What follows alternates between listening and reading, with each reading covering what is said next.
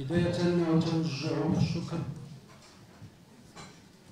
إليكم على تلبيتكم الدعوة بحضوركم، ونتوجه بشكر خاص إلى صديقنا المناضل جاكوب كوهين الذي ما تردد مرة عن تلبية الدعوة كلما توجهنا إليه، وها هو مرة أخرى يحل بين ظهرانينا في العاصمة لنناقش قضية أثارت مدادا كثيرا قبل أيام من خلال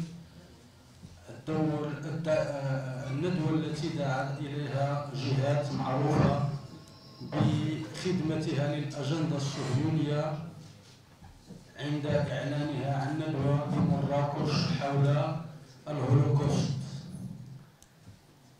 في هذه الأيام نعيش ذكرى رابعة لهولوكوست حقيقي، وهي محرقة غزة، ذكرى العاشرة لمحرقة غزة، حيث كان الأطفال الفلسطينيين يتم شيئهم بالفوسفور الأبيض بطائرات الإف-16 الصهيونية. ونتذكر كذلك في نفس السياق الصرخة المدوية لمناضل أطلق عليه الأستاذ السفياني في تكريمه بالمكتبة الوطنية وصفا عن حق، وهو شيخ التقدميين المغاربة أسابيع قبل وفاته، أقصد المرحوم إدمون عمران المالح الذي نعتبره رمزا من رموز الوطنية، الذي نعتز به مناضلا أصيلا ملتحما بجماهير الشعبية وبقضاياه وبقضايا الشعب الفلسطيني. ونتذكر صرخته لما دعوه لندوة حول المحرقة خلال محرقة غزة، فانتفض في وجههم في المكتبة الوطنية وقال قولته الشهيرة: المحرقة هي ما يجري الآن في غزة، وأنا أشتم رائحة الأطفال الفلسطينيين المشويين بهذه القاعة.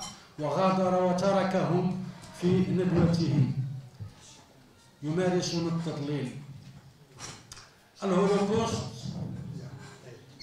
الهولوكوست أو المحرقة تحيلنا على ذاكرة نتائج الحروب المأساوية، لكن هناك سؤال لا بد منه، وسيكون من أهم محاور مداخلة صديقنا جاكوب: إذا انتهى الخبراء والمؤرخين والباحثين بالتاريخ الحديث إلى أن عدد ضحايا الحرب العالمية الثانية يتراوح بين 62 مليون قتيل و 73 مليون، هذه التقديرات، وبغض النظر عن عدد القتلى اليهود في هذه الحرب، وكل روح يتم إزهاقها بالنسبة لنا نحن مدرسة الثقافة العربية الإسلامية هي كأننا قتل الناس جميعا.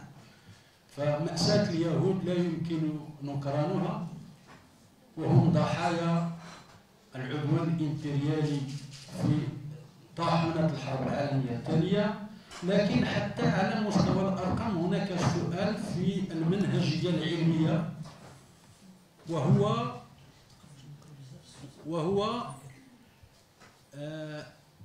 إذا كان عدد اليهود ضحايا في المحرقة في أفران أوشويتس هو 3 مليون، وهناك من يقول أكثر أقل، لكن هناك من الروس 22 مليون قتيل في الحرب العالمية الثانية، هناك فرنسيين بالملايين والألمان، يعني هناك مأساة إنسانية. فلماذا يراد التركيز على اليهود فقط، وكل من يتحدث عن غير اليهود كضحايا في الحرب العالمية الثانية يدخل في دائرة ما يسمى بالنيغاسيونيست؟ من هنا السؤال المطروح الذي أطرنا به هذه المحاضرة التي دعونا لها صديقنا جاكوب، وهو المحرقة بين الواقع والدعاية الصهيونية التي بالنسبة للمغرب مثلا وفي غير المغرب يتم بها محاولة تمرير خطاب صهيوني تطبيعي مخترق لكل المجالات الاقتصادية الثقافية الفنية في البحث العلمي حتى في الأوقاف والشؤون الإسلامية. كما تعلمون من يدبر أملاك الأوقاف والشؤون الإسلامية في عاصمة المغرب هو يهودي صهيوني من عائلة وزير الداخلية في حكومة نتنياهو حاليا. هذا رأيي. en tant que spécialiste en la matière سنترك الكلمة لصديقنا جاكوب ليحدثنا، وستتلو هذه المحاضرة مناقشة لنعطي القاعة حقها. والمناضل جاكوب كوهين هو كاتب مغربي مناضل ضد الصهيونية وضد كل أشكال التمييز العنصري، وله عدة كتابات من أبرزها لو برانتون دي الصيانيم، ربيع الصيانيم، والصيانيم بالعبرية جمع صيان أي المتعاون مع الموساد ومع الكيان الصهيوني أي العملاء والمتواطئين. من كتبه كذلك دان هولوكوست لوتر. إذن لغة العرض لغة المحاضرة هي اللغة الفرنسية، لكن لن يطرح مشكلة في التواصل، فضيفنا الكريم هو مغربي أصيل ويتقن العربية العامية، والمهم هو التواصل. سأحاول je vais essayer de bricoler l'administration de cette conférence. Je ne suis pas françaisant et partant, vous n'avez pas le droit d'énumérer les fautes parce que vous en aurez beaucoup. Donc, à la barakatillah, نترك الكلمة, on laisse la parole à notre ami Jacob. Bon, salam alaikum. C'est un plaisir et un honneur, mais malheureusement, comme l'a dit mon camarade, je regrette de ne pas le faire la conférence en arabe, mais bon, voilà. Ce sont les aléas de la colonisation, du colonialisme historique, etc. Bon. D'abord, je remercie les organisateurs d'avoir eu cette idée, et ce courage de faire traiter un sujet sensible, c'est-à-dire qu'on a voulu rendre sensible. En fait, les gens, quand ils parlent de l'Holocauste, et d'ailleurs, je vais vous faire remarquer une chose. Le titre dit l'Holocauste. Ce n'est pas l'Holocauste juif. Il y a eu plusieurs holocaustes. Donc, manifestement, déjà dans l'inconscient, on admet qu'il y a un seul Holocauste historique et celui qui nous concerne. Deuxièmement, et je vais être amené à utiliser le terme Shoah. Shoah, en hébreu, ça veut dire une catastrophe. Ce n'est pas la Nakba, mais c'est Shoah. Donc, c'est la même chose qu'Holocauste. Bon, donc, des fois, je dirais Shoah, des fois Holocauste. Donc, je n'aurai pas besoin d'expliquer. Donc, le courage des organisateurs, pourquoi? Parce qu'ils veulent aller à l'encontre de ce mythe de cette arme de destruction massive, de dissuasion massive du sionisme, qui est d'empêcher même de parler de l'Holocauste. Pour parler de l'Holocauste, les gens s'excusent au départ. A priori, les gens disent, vous savez, on n'a rien contre les Juifs, on ne veut pas nier, etc. Comme s'ils avaient peur, ne serait-ce que de traiter de ce sujet, qui doit être un sujet historique comme les autres, et qui ne l'est pas. Et je vous le montrerai au cours de la conférence. Et donc, je remercie, et ça tombe très bien dans cette période, parce qu'il y a eu quelques événements de l'Holocauste au Maroc. Alors, j'ai coutume de dire, ne le prenez pas mal, mais le génie du sionisme. Et ils ont du génie. Mais c'est le génie du mal. C'est-à-dire, ils sont géniaux, ils font des choses extraordinaires, mais malheureusement, c'est souvent, presque toujours, tourné vers le mal, c'est-à-dire la domination, la violence, l'apartheid, la propagande, l'exploitation, même des choses humaines, etc. Alors, l'Holocauste est une... C'est vrai, la réalité de l'Holocauste, elle est évidente. Elle a eu lieu pendant la Seconde Guerre mondiale. Des centaines de milliers de Juifs, peut-être quelques millions, on ne sait pas vraiment. Le chiffre a été fixé arbitrairement par le tribunal de Nuremberg, dont on sait, pour les historiens, que c'est un tribunal de vainqueurs. C'est-à-dire, les vainqueurs imposent leur loi aux vaincus. Et le tribunal de Nuremberg, pour ceux qui s'intéressent, n'a pas admis des thèses contradictoires. Il a dit, le tribunal de Nuremberg a décidé que ça sera 6 millions par le gaz et basta. Voilà, ça ne se discute pas. Et donc, déjà au départ, ça a été un fait comme ça, établi, imposé.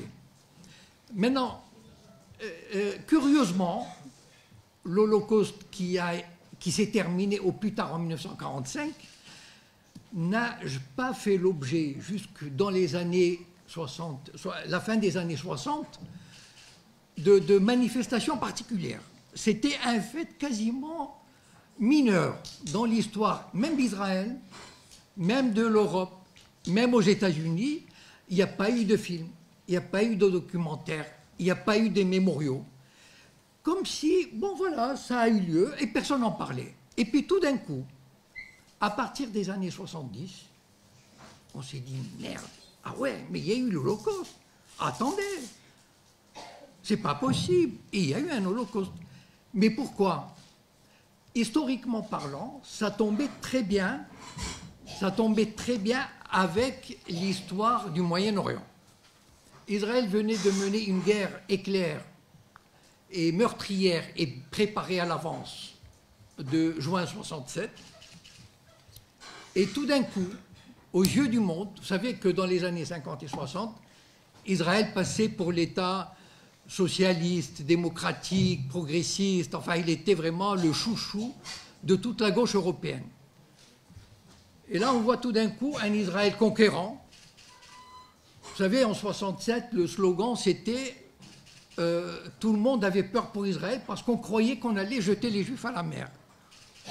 Alors que les Israéliens eux-mêmes, enfin aujourd'hui, les anciens chefs d'état-major militaires, etc., ils savaient très bien que ce n'était pas vrai. Ils avaient préparé cette guerre des années à l'avance et ils ont attendu la circonstance historique favorable pour écraser les États arabes environnants.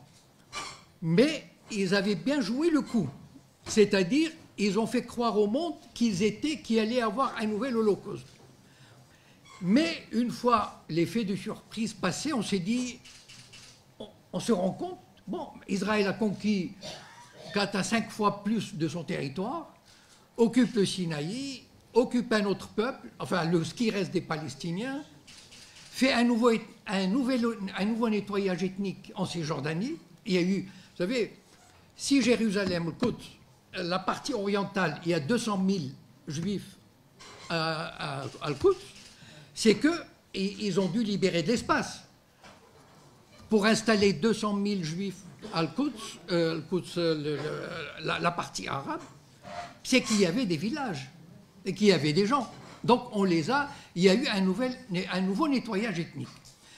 Et donc on a commencé à prendre conscience dans la presse occidentale. On s'est dit, bon, on commençait à voir Israël différemment. Il y a eu aussi la résistance palestinienne qui s'organisait, l'OLP, etc., le FPLP. Et puis Israël commençait à avoir une mauvaise image. C'est-à-dire, on commençait à dire, ah non, mais c'est qu'ils occupent, c'est qu'ils oppriment, c'est qu'ils ne veulent pas, à la limite, De Gaulle leur a dit, ok, bon, vous avez gagné, qu'est-ce que vous voulez? On peut trouver la paix, on peut trouver un modus vivendi. Ok, on vous accepte, on accepte un État juif avec ce qui s'est passé dans l'histoire, mais on échange des territoires.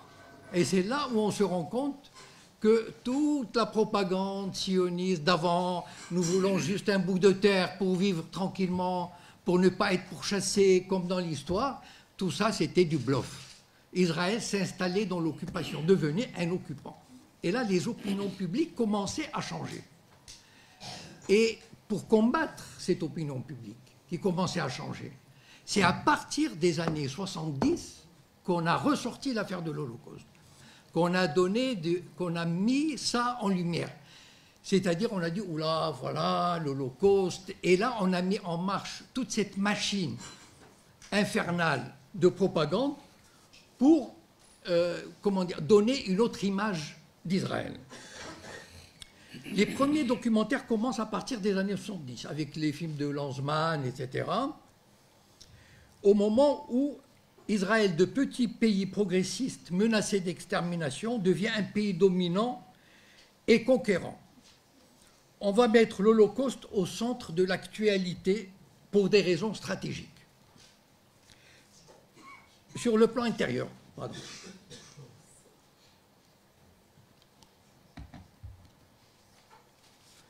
Sur le plan intérieur, la société Israël, le régime sioniste. En fait, parce que ce qu'il faut savoir, c'est que la très grande majorité des Israéliens sont l'otage du gouvernement. C'est-à-dire, en fait, les Israéliens, ils sont quasiment pris en otage parce qu'on leur fait faire des guerres en leur disant c'est nécessaire, on ne peut pas faire autrement. Il y avait ce slogan en Israël dans les années 60 et 70, il n'y a pas le choix, on n'a pas le choix, il faut faire la guerre. Et donc, pour maintenir la société israélienne dans cet état de peur, de violence, de préparation à la guerre, on a mis l'Holocauste, les premières victimes de la propagande de l'Holocauste sont les Israéliens d'abord. Faire de la société israélienne une société assiégée, apeurée, menacée, obligée de se défendre jusqu'au dernier, développer une paranoïa collective, sous la menace d'un nouvel Holocauste, voyage organisé à Auschwitz. Vous savez, chaque année maintenant, il y a des dizaines de milliers de jeunes Israéliens qui y vont. Des Français, des Américains, des Allemands, les pauvres banlieusards, les beurs. On les oblige à aller à Auschwitz aussi, c'est malheureux, mais c'est comme ça, ils sont obligés. Bon. Mais avant, dans les années 50 et 60, personne n'allait à Auschwitz. On n'avait pas besoin. Et tout à coup, on leur dit, ah ben, mais à partir des années 70, on va organiser des voyages. Si vous connaissez, si vous allez sur YouTube, vous tapez Defamation, défamation. C'est un documentaire d'un journaliste israélien et qui raconte ce voyage en Pologne. Et là, on voit comment les jeunes Israéliens, les lycéens, sont terrorisés à l'idée comment on fabrique, comment on manipule l'esprit des jeunes Israéliens. Il y avait cette jeune Israélienne, le journaliste lui demande, c'est un journaliste israélien, il lui demande en hébreu, mais pourquoi vous ne sortez pas dans la rue, vous vous baladez, enfin vous êtes ok, vous êtes allé à Auschwitz, dans le camp, mais vous êtes dans une ville, allez vous balader. Alors la fille lui dit, ah mais on a peur, on nous a dit que les gens vont nous insulter, nous massacrer, nous frapper. Donc en fait c'est toute une préparation. Il y a une fille qui dit dans le film, je suis très très malheureuse parce que j'ai vu le camp et je ne suis pas arrivée à pleurer. Elle a développé un sentiment de culpabilité.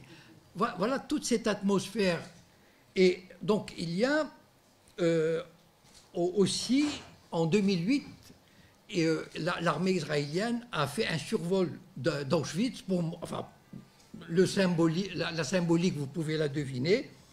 Et une photo de cet événement est accrochée dans tous les bureaux de l'armée israélienne avec cette inscription, ne faire confiance qu'à soi-même. Donc, c'est-à-dire qu'en fait, l'Holocauste, il est utilisé d'abord pour des raisons de propagande interne, pour faire de la société israélienne une société, de peur, d'assiéger, et la référence à l'Holocauste va être constante. Par exemple, Begin, quand il a bombardé la centrale nucléaire d'Irak en 1989 ou 81, il a dit pour empêcher un nouvel Holocauste. Quand ils ont envahi le Liban en 82, ils ont mis en avant l'Holocauste. Voilà, je vais vous citer une universitaire israélienne. Non, après, parce que on ne peut pas le débat maintenant, parce que sinon, je suis désolé. On peut parler de compétition victimaire. Oui. D'accord, bon. Il y a une... les Israéliens, dans ce domaine, ils ont quand même une grande liberté il y a une grande liberté qui est en train de petit à petit de disparaître. Mais il y a une très grande tradition de liberté universitaire, de l'information, etc. Et il y a une prof d'université qui s'appelle Edith Zertal, qui enseigne dans l'université de Jérusalem et qui a écrit ceci à propos de l'Holocauste. Donc ça vient d'une universitaire juive israélienne et qui n'est pas antisioniste. Au fil des années, la mémoire du passé, la mémoire de la Shoah, se sont imposées jusqu'à parfois étouffer aujourd'hui la vie, jusqu'à légitimer une étonnante tendance à la victimisation. On n'a jamais revêtu les habits de la victime avec autant de complaisance que maintenant. Peut-on ouvrir un périodique juif sans y lire un article sur l'antisémitisme ou la Shoah? Même la paix, nécessaire et souhaitable, est soumise à ce conditionnement. Encore une fois, Zertal. Israël veut la paix, mais une paix abstraite, théorique. Dans le meilleur des mondes, Israël s'est créé en guerre, s'identifie en tant que victime, quantité solitaire et isolée, encerclée par la haine et les ennemis. Le peuple d'Israël se pense comme fondamentalement seul, toujours menacé. C'est ça qu'il faut saisir aussi. C'est-à-dire il faut comprendre cette mentalité sioniste ou israélienne on a développé chez eux cette mentalité d'assiégé qui empêche, et c'est pour ça, dans une autre conférence que je vais faire demain à Casablanca, j'expliquerai pourquoi Israël ne peut ni ne veut la paix. C'est impossible. Il faut qu'on se mette ça en tête, que c'est un système idéologique, politique, qui ne peut pas qui ne peut pas baisser les armes et dire bon, voilà, maintenant on va vivre en paix avec nos voisins. Maintenant, j'ai parlé sur le plan intérieur de l'utilisation de la Shoah. Sur le plan extérieur, le souvenir de l'Holocauste a justifié la guerre préventive de juin 1967. Il justifie aussi les exigences de sécurité constamment brandies par le régime sioniste pour ne pas faire de concessions. Le Golan et le Jourdain. Vous savez que quand vous entendez dans les informations les ministres français, allemands, etc., dire que s'il y a une solution au conflit israélo-palestinien, il faut sauvegarder les exigences de sécurité d'Israël. Ça veut dire quoi? En termes clairs, ça veut dire qu'Israël doit conserver la vallée du Jourdain et doit conserver le Golan, parce que c'est pour sa sécurité, pour éviter un nouvel holocauste. Et ça, c'est entré dans les mentalités diplomatiques mondiales. C'est-à-dire qu'Israël a besoin de sécurité. Voilà. Israël peut être une des plus grandes puissances militaires au monde, 6e exportateur mondial, détenteur de 200 à 300 têtes nucléaires, dont 5 à 6 sous-marins qui se baladent en mer Méditerranée, en mer Rouge et en océan Indien. Mais les pauvres, ils ont besoin qu'on les rassure. Vous savez, ils ont souffert. Donc, ils ont besoin qu'on les rassure. Et pour les rassurer, on leur dit, éventuellement, dans l'éventualité où Israël laissera les Palestiniens, ce que moi, je ne crois pas du tout, mais il y a des optimistes qui rêvent, dans le cas où on laisserait les Palestiniens, on leur laisserait un petit Bantoustan, un petit truc de rien du tout, sur 20 ou 30% de la Cisjordanie, mais les besoins de sécurité exigent qu'on laisse à Israël le Jourdain et le Golan. Alors, l'Holocauste, le souvenir, a vraiment pris son essor dans les années 70-80, au moment où l'intifada a mis en lumière la brutalité de l'occupation israélienne. Il tétanise les gouvernements occidentaux dans leur approche diplomatique. Par exemple, vous pensez à l'éthique. L'Europe, très courageusement, l'Union européenne, très courageusement, vraiment, a adopté la directive suivante. Il faut juste étiqueter les produits qui viennent des colonies israéliennes. Seulement, les étiqueter, juste mettre, pas made in Israël, mais made in... voilà. Même ça, ils n'arrivent pas à l'appliquer. c'est pourquoi? Parce que, justement, le souvenir de... Quelle a été la réponse d'Israël? Enfin, d'Israël, c'est-à-dire de tout le système de propagande. Ils ont publié des photos avec, vous savez, des périodes des années 30, dans l'Allemagne nazie, où on boycottait les magasins juifs. Et on mettait en parallèle, on dit, voilà, vous voulez étiqueter les produits des colonies, c'est exactement comme le souvenir du boycott des magasins juifs par les nazis. Et là, les Européens, ils disent, oula, attention, on ne peut pas, etc. Et voilà comment on fait reculer à chaque fois l'Europe et comment l'utilisation de la Shoah.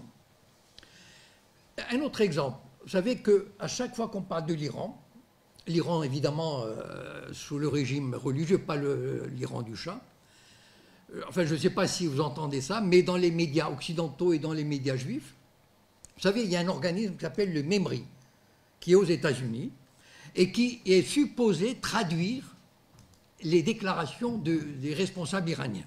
Évidemment, il les traduit à sa manière particulière. C'est-à-dire, ils disent toujours, d'ailleurs, vous demandez presque à n'importe qui suit un petit peu l'actualité, dans son esprit, l'Iran veut exterminer le peuple juif, veut exterminer Israël. Voilà. C'est-à-dire un second holocauste. Et donc, le fait de marteler cette idée, ça fait pénétrer dans la tête des Occidentaux que l'Iran veut commettre un nouvel holocauste. Et ça, c'est, comment dire, c'est la ligne rouge qu'on ne peut pas franchir. Je vous cite un historien israélien, Boaz Evron, qui dit ceci. La conscience de l'Holocauste est en réalité un instrument d'endoctrinement de la propagande officielle, un ramassis de slogans, une vision du monde... non, je me suis trompé de page. Une vision du monde faussée dont le vrai but n'est nullement la compréhension du passé, mais bien la manipulation du présent. On a fait de l'Holocauste une nouvelle religion.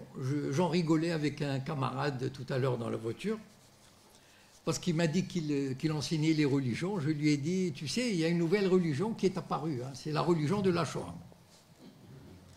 Et avec un succès extraordinaire. Pourquoi? Donc, parce que c'est une religion, c'est une vraie religion, avec un catéchisme, c'est-à-dire, vous savez, quand on répète les règles, avec des dogmes irréfutables. Vous savez, dans une religion, il y a des dogmes qu'on ne peut pas contester. Voilà. Je ne veux pas prendre d'exemple sur des religions qui existent parce que je ne veux froisser personne. Mais il y a des dogmes, il faut les accepter. Eh bien, la Shoah, il y a eu 6 millions. Basta. Chambre à gaz, basta. Voilà. Tac. Un culte, on célèbre, c'est un peu comme les religieux, les prières, etc. Un culte. Des martyrs, des saints, des miraculés, des reliques, des hagiographies, des auteurs et des exégèses, des temples et des cathédrales. Dans les années 50, jusque dans les années 80, il n'y avait pratiquement aucun mémorial de la Shoah. Aucun. Aujourd'hui, il y en a des dizaines. Il y en a un sur le Capitole à Washington. Le dernier a ouvert au Brésil en 1918. En 1918. Pardon 2018, pardon. Qu'est-ce que le Brésil a à voir avec la Shoah? Franchement. Je veux dire, il n'était même pas sur le théâtre des opérations. Mais voilà, eh ben, c'est comme ça. Il faut développer, c'est un peu une religion en expansion. Des plaques commémoratives, il y en a partout. Vous vous baladez à Paris, quasiment dans les écoles, etc. Des plaques commémoratives. Des lois contre les blasphèmes. Vous savez, Molière, etc., ils ont eu maille à partir avec la religion catholique au XVIIe siècle parce qu'ils blasphémaient. C'était un délit de blasphème. Le blasphème était un délit. Et la libération, enfin, disons que l'esprit des Lumières a fait en sorte que ce délit ne soit plus admis, ne soit plus appliqué. Mais pour la religion de la Shoah, il y a un blasphème. C'est-à-dire, si tu dis quelque chose qui ne correspond pas au texte, tu as blasphémé. Par exemple, comme Charlie Hebdo a publié la caricature du prophète Mahomet. Et ils ont dit, mais attendez, on a le droit. Il n'y a pas de délit de blasphème. On a le droit de faire ce qu'on veut. Ah oui, c'est vrai, mais sauf la Shoah. Voilà. D'accord. Donc, les blasphèmes, les aumônes, je vais en parler après, des réparations. Pour effacer les péchés, la SNCF française a déboursé 60 millions d'euros récemment. Les sociétés belges, les chemins de fer belges, les chemins de fer Hollande récemment, c'est pas des trucs qui sont... Non, sont des choses qui font que, par exemple, il faut toujours... Je crois que je vais en parler après, donc j'ai pas envie de... Il y a une religion avec ses tribunaux, c'est la Sainte Inquisition, les mécréants, les révisionnistes, qui iront en enfer, et les justes. Et la vengeance talmudique, elle est éternelle. C'est-à-dire que lorsque, en droit pénal traditionnel, il y a toujours un délai de prescription. On peut commettre n'importe quel crime, si au bout de 10 ans, 20 ans, selon la gravité du crime, si on n'a pas pris le coupable, il y a prescription. Bon, c'est comme ça, c'est un des principes du droit pénal. Sauf pour la Shoah, sauf pour l'Holocauste. Là, il y a un principe imprescriptible, c'est-à-dire que si on a commis quoi que ce soit, eh ben, on est rattrapé. Mais vous savez que, enfin, je ne sais pas si vous savez, mais dernièrement, l'Allemagne, qui ne sait plus comment satisfaire aux exigences israéliennes, a retrouvé des petits soldats de rien du tout. Les malheureux, ils avaient 18 ans. On les a mis dans des camps, à garder le camp. On leur a dit, complices des crimes contre l'humanité. On les a jugés à 95 ans.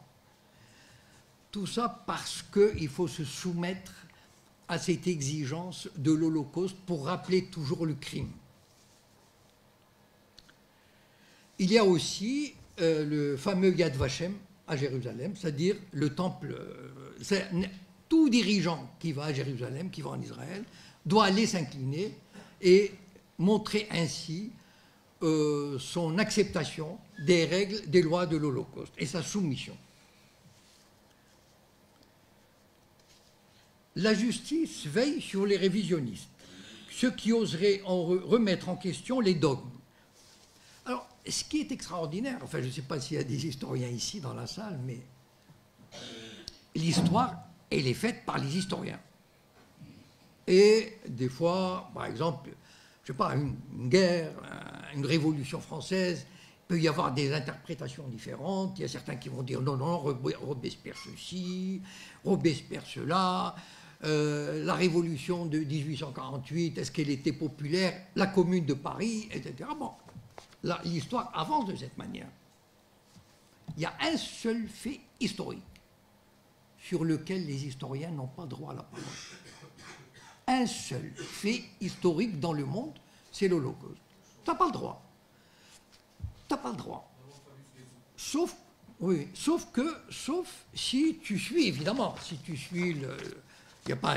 Mais si tu t'amuses à dire, comme Forisson par exemple, Forisson, il a commencé à... Vous savez, quand on voit ces vidéos, on se pose vraiment des questions sur les chambres à gaz. Parce que, bon, enfin en tout cas, je ne vais pas développer, mais il suffit d'aller voir ces vidéos pour comprendre que, bon, c'est pas très clair. Voilà. C'est le moins qu'on puisse dire. Et dans les années 70, fin des années 70, il a même pu écrire dans Le Monde. Je veux dire, Le Monde a dit, ben, voilà, on ouvre la discussion historique. Et là, le lobby judéo-sioniste, il s'est affolé. Il s'est dit, c'est quasiment notre gagne-pain, c'est-à-dire, enfin, notre seule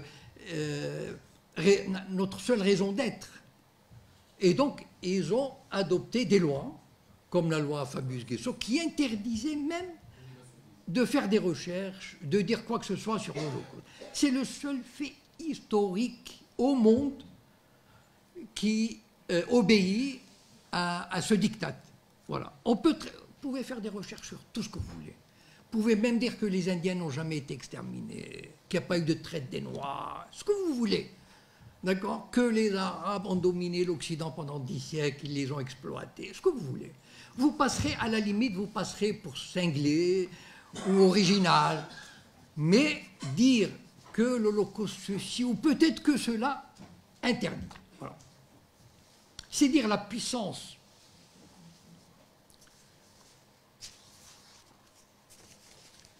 Alors, les vocations obsessionnelles, c'est une introduction pour arriver au Maroc, ne vous en faites pas.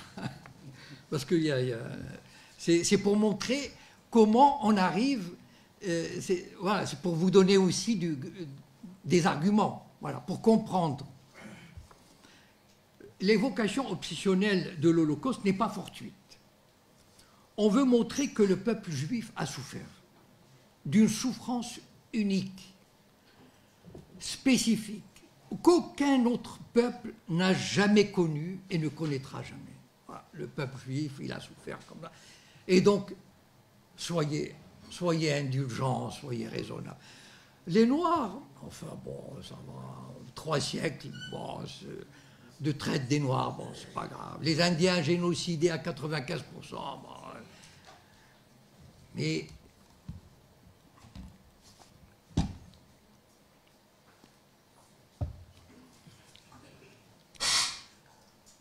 alors, ce système repose sur 2 points. Alors, je ne sais pas si... en fait, c'est vrai que l'Holocauste va donner à la martyrologie juive un cachet particulier qui va lui permettre de se prévaloir, comment dire, d'une faculté de victime éternelle, à qui on peut donner carte blanche, un chèque en blanc pour faire ce qu'il veut. Même à la limite, on en vient à cela, c'est que si on essaye de comprendre rationnellement l'Holocauste, ça équivaut à, comment dire, une espèce de négation, ou une remise en question. Il ne faut pas essayer de comprendre. Voilà. C'est quelque chose qui est unique dans l'histoire de l'humanité. Et donc, ça donne un... Comment dire, il y a une espèce de droit d'auteur. C'est-à-dire, ça donne, comme le peuple juif a souffert de ça, il doit lui donner, ça lui donne ipso facto, une espèce de droit moral sur le contrôle de l'histoire des autres pays. Par exemple, la Pologne a édicté une loi disant que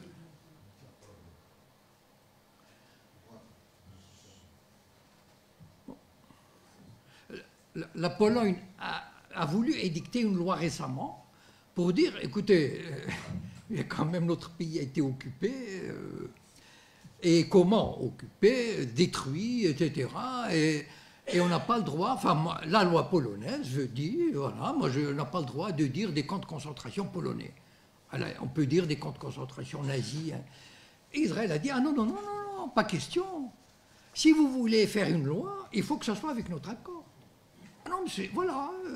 Mais comme ça, pour maintenir la culpabilité même de la Pologne, parce que la culpabilité, ça paye aussi. On en viendra après. C'est un alibi précieux pour Israël qui exerce une pression morale et émotionnelle sur les autres nations. Le lobby interdit même l'utilisation du mot Holocauste pour toute autre tragédie humaine. Attention, n'utilisez... Enfin, je vous dis, si vous ne voulez pas avoir affaire au lobby juif, si vous dites l'Holocauste des Noirs, attention, l'Holocauste des Indiens, non, non, non, l'Holocauste, ça doit rester... Voilà, un truc spécial aux Juifs. Voilà, c'est tout. Même le terme. Et d'ailleurs, quand j'ai dit dans l'introduction, les organisateurs ont mis l'Holocauste et l'agenda sioniste. Ils n'ont pas mis l'Holocauste juif. C'est-à-dire qu'on a intégré l'idée que parler de l'Holocauste, c'est évidemment l'Holocauste juif, bien sûr. Bon, évidemment, bon, ils n'ont pas, mais c'est ainsi qu'on fait travailler les esprits pour les soumettre. Alors, et pourquoi c'est arrivé au peuple juif, justement, l'Holocauste? C'est arrivé au peuple juif à cause d'une haine perpétuelle et inexpliquée. L'idéologie de l'Holocauste fait de l'antisémitisme une haine irrationnelle des goïms. Les goïms, c'est les non-juifs. En invoquant l'Holocauste, on délégitime toute critique envers les juifs qui ne peut avoir d'autre raison qu'une haine pathologique. Pourtant, il pourrait y avoir quelques raisons objectives, c'est-à-dire l'antisémitisme dont ont souffert les juifs en Europe, il n'est pas si inexplicable que ça. Entre le VIe siècle et le XVIIIe, les rois de France ont édicté des lois expulsant les juifs du territoire, annulant les dettes et leurs biens. Entre le VIe et le XVIIIe siècle, j'ai oublié de dire, les rois de France ont édicté une douzaine de lois pour expulser les juifs et saisir leurs biens parce que les juifs faisaient métier d'usurier. Même Bernard Lazare est un juif qui a vécu à la fin du XIXe siècle en France. C'était un juif, comme on dit, un israélite intégré. Il a écrit ceci. Il m'a semblé qu'une opinion aussi universelle que l'antisémitisme, ayant fleuri dans tous les lieux et dans tous les temps, avant l'ère chrétienne et après à Alexandrie, à Rome, à Antioche, en Arabie et en Perse, dans l'Europe du Moyen-Âge et dans l'Europe moderne, en un mot, dans toutes les parties du monde où il y a des juifs, il m'a semblé qu'une telle opinion ne pouvait être le résultat d'une fantaisie et d'un caprice perpétuel, et qu'il devait y avoir des raisons, et qu'il devait y avoir à son éclosion et à sa permanence des raisons profondes et sérieuses. L'antisémitisme est devenu l'affaire centrale dans l'actualité. Bon, si vous suivez l'actualité en France, c'est malheureusement l'antisémitisme, c'est tous les jours, quasiment, c'est devenu l'affaire du siècle. On arrive et donc l'antisémitisme, on matraque on matraque l'actualité. Bon, vous savez qui dirige plus ou moins les médias en France et en Europe, donc c'est pas la peine d'insister là-dessus. Et donc on fait de l'antisémitisme un élément puissant de défense des principes moraux, etc., etc. Chaque jour, il y a des références à l'antisémitisme. Je vais vous donner le dernier et vous allez voir comment le lobby judéo-sioniste exploite l'antisémitisme. L'Institut du monde arabe, il y a quelques jours, avait prévu une conférence comme il y a des élections en Israël, et ils ont prévu une conférence sur Netanyahou ou le rêve brisé d'Israël, voilà, qui devait avoir lieu le 3 janvier. Est-ce qu'elle a eu lieu? Je ne sais pas, parce que je n'ai pas suivi, j'étais en voyage. Et donc, ils avaient fait un montage de la photo de Netanyahou avec les mains tachées de sang. Bon. Le CRIF, c'est l'organisation judéo-sioniste qui quasiment convoque le président, convoque le préfet, convoque les ministres, enfin ils font ce qu'ils veulent. Le CRIF a envoyé une lettre au président de l'Institut du monde arabe lui disant « C'est quoi ça? Vous savez que ça favorise l'antisémitisme, cette histoire. » Alors, le président de Lima a enlevé l'affiche, a dit « Bon, très bien, on enlève l'affiche. » Mais le CRIF ne s'est pas contenté de ça.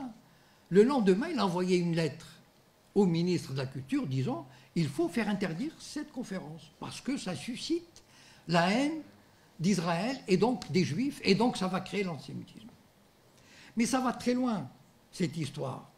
C'est-à-dire qu'en fait, vous savez l'histoire, je ne sais pas si vous connaissez, vous savez ce que c'est la quenelle? Voilà. La quenelle, c'est le geste qui a été fait par Dieudonné, ça. Voilà. C'est un geste pour dire au système, bon, je vous, etc. Bon, voilà. Disons de révolte contre le système. Il se trouve que... Tu es cautionné. Et donc, le système a décidé, le CRIF a décidé que ce geste, il est antisémite. Voilà. Ils ont...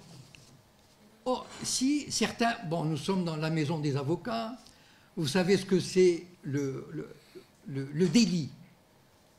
En droit pénal, un délit ou un crime est défini de façon restrictive et ne peut pas être rétroactif. Sauf le droit pénal qui est fait par le CRIF. C'est-à-dire le CRIF a décidé que la quenelle constitue un délit. Voilà, il a décidé. Le droit pénal n'a pas le code pénal n'a pas défini la quenelle. Oh, il n'y a aucune définition. Vous pouvez chercher, il n'y a aucune définition. Mais des instructions ont été données par le ministre pour dire non, non, ah oui, donc la quenelle, on peut renvoyer des gens de leur travail parce qu'ils ont fait une quenelle. C'est arrivé, c'est pas. Voilà. Nicolas Anelka, regardez où ça va. Nicolas Anelka, footballeur d'origine africaine, a marqué un but en Angleterre. En Angleterre. Et il a fait une quenelle. Il a été suspendu et condamné à une amende. C'est dire la puissance du lobby juif à travers le monde. Voilà. C'est-à-dire le lobby juif a décidé que la quenelle était antisémite. Moi-même, j'ai été convoqué par la police, par la justice et la police pour avoir fait une quenelle. Mais je les ai envoyés balader et ils n'ont pas osé me faire un jugement. Parce que moi, je leur ai dit, j'attends que ça. Allez-y. Poursuivez-moi et on va voir. Et ils n'ont pas osé aller plus loin. Même les gilets jaunes, vous savez, les gilets jaunes, on les a accusés aussi, ils ont fait une quenelle. Alors on a dit, oh là là, c'est... Et d'ailleurs, Macron, dans le message du Nouvel An, il a parlé, il a dit, on s'en prend aux Juifs. Bon. L'antisémitisme est une aubaine pour le lobby judéo-sioniste. On estime en France à 200 000 le nombre potentiel de Juifs pouvant émigrer en Israël. Ce lobby est le moteur de la campagne islamophobe, mais malheureusement, ce n'est pas le sujet, mais j'aurais voulu en parler, et le moteur de la campagne islamophobe qui crée des tensions et se retourne contre de simples juifs. Il y a eu aussi plusieurs tentatives avérées d'actes antisémites perpétrés par des juifs eux-mêmes. Ces campagnes empêchent toute critique contre Israël et diabolisent le BDS. Il y a constamment un chantage à l'antisémitisme. François Mitterrand, vous pouvez retrouver sa vidéo de 1994, l'avait dénoncé à la télévision, enfin dans une interview télévisée. Ronnie Broman, je crois qu'il était président des Médecins du Monde, quelque chose comme ça, accuse le CRIF d'être à l'origine de l'antisémitisme. Pascal Boniface a écrit un livre qui s'appelle Antisémite. Il a eu un mal fou à trouver un éditeur, alors qu'il est très connu. Le 1er juin 2017, le Parlement européen a adopté une résolution visant à définir les cadres de la lutte contre l'antisémitisme. Cette résolution prend appui sur la définition de l'antisémitisme qui a été proposée par l'Alliance internationale pour la mémoire de l'Holocauste. La définition de l'antisémitisme inclut le ciblage de l'État d'Israël, c'est-à-dire de l'antisionisme. Vous savez qu'aujourd'hui en France, il y aura probablement une loi. Il y a eu déjà des discours politiques qui affirmaient que l'antisionisme est une forme d'antisémitisme. Et donc aujourd'hui, c'est clair, les classes politiques européennes vont dans ce sens. C'est-à-dire, alors qu'il y a eu même des juifs antisionistes dans les années 20, enfin, etc. Mais voilà, toute critique d'Israël va devenir de l'antisémitisme. Cet antisémitisme récurrent et inguérissable donne aux Juifs la légitimité de se défendre par tous les moyens. Israël explique ainsi l'hostilité des Arabes à son égard, une hostilité par essence. Tous les moyens pour se défendre semblent légitimes. L'État juif ne peut pas mal faire. Tsahal est l'armée la plus morale, la pureté des armes. Ils sont constamment en état de légitime défense. J'aimerais dire deux mots sur vous savez, Norman Finkelstein, que je vais citer parce qu'il avait écrit un livre qui s'appelle L'industrie de l'Holocauste, ou comment les organisations juives extorquent des milliards par dizaines à l'Allemagne, aux Suisses, à l'Europe de l'Est, etc. Et il a écrit aussi un livre où il fait le parallèle entre la campagne américaine contre les Indiens, c'est-à-dire la conquête de la terre américaine sur les Indiens, et la conquête des sionistes sur les Palestiniens. Et il a cité deux éléments qui sont très importants. Nous venons sur une terre qui est mal exploitée par ses habitants, qui nous a été donnée par Dieu, chacun son Dieu, mais qui nous a été confiée pour la régénérer. Et on retrouve le même démarche en Amérique, colonialiste de l'époque, expansionniste contre les Indiens, et d'Israël contre les Palestiniens. Et aussi, nous sommes donc en état de légitime défense. Ce que nous faisons, nous le faisons parce que nous avons le droit pour nous. Et c'est pour ça qu'Israël déclare régulièrement qu'ils ont l'armée la plus morale du monde. Ils y croient, hein, ils y croient, c'est-à-dire on fait tout pour que les gens y croient, même s'ils développent une schizophrénie particulière. Mais en fait, le matraquage sert à faire croire qu'on a affaire à des gens. Pourquoi des soldats israéliens qui ont 18 ans, 20 ans peuvent tuer impunément avec des gamins de 4 ans ou 5 ans, ou peuvent bombarder et tuer des centaines de gens sous les bombes? Parce qu'ils ont la conviction, parce qu'on leur a dit, vos armes sont pures. Ce que vous faites, vous le faites dans la pureté des armes. Il faut saisir ces notions-là pour comprendre comment l'esprit sioniste, il est assez tordu. Vous savez ce qu'avait dit Golda Meir, elle avait dit « Nous ne pardonnerons jamais aux Arabes ou aux Palestiniens de nous obliger à tuer leurs enfants ». Donc ce sont les sionistes, les malheureux, ils voudraient être tellement purs, tellement bons, tellement généreux. Mais vous voyez, ces Arabes quand même, ils les obligent à tuer leurs enfants. C'est terrible, c'est terrible. Ils vivent des choses terrifiantes. Donc l'Holocauste ne donne pas seulement un statut d'impunité, il sert aussi à extorquer des milliards. Donc je vous ai donné en référence, je vous ai dit, le livre de Norman Finkelstein. Alors, il y a de l'argent pour créer des chaires dans les universités sur l'antisémitisme et le génocide, pour financer des musées, des recherches. Après les milliards versés par l'Allemagne, qui fait, entre parenthèses, des remises de 30 à 50% sur les sous-marins qu'elle vend à Israël pour transporter les ogives nucléaires, parce que vous comprenez, c'est un pays, machin, etc. Donc, après la chute du mur, c'est au tour des pays est-européens de passer à la caisse. Et le Congrès américain y veille. Et ceci n'empêche pas, malheureusement, c'est très triste, la majorité des rescapés de l'Holocauste qui vivent en Israël vivent sous le seuil de pauvreté. Il y a des milliards qui sont ramassés partout, mais plus de la moitié de ces gens n'ont même pas d'argent pour acheter des médicaments. C'est un scandale qui est répété en Israël à chaque fois, mais voilà, l'argent sert pour autre chose. L'enseignement de l'Holocauste s'étend implacablement. Il y a eu même des enseignants chinois qui ont été envoyés en Israël pour apprendre à enseigner l'Holocauste. On n'a pas fini avec ça. Alors, la tentative du lobby judéo-sioniste d'introduire l'idéologie de l'Holocauste dans le monde arabe, et spécialement au Maroc, c'est le projet Aladdin, lancé en 2009. Alors, il commence comme ça. Vous savez, il y a une chose qu'il faut vraiment vous mettre dans la tête. Les sionistes parlent toujours de paix. De paix. Les sionistes ne parlent que de paix. Ils n'ont que ce mot à la bouche. Tous les chanteurs israéliens ont fait au moins une ou deux chansons sur la paix.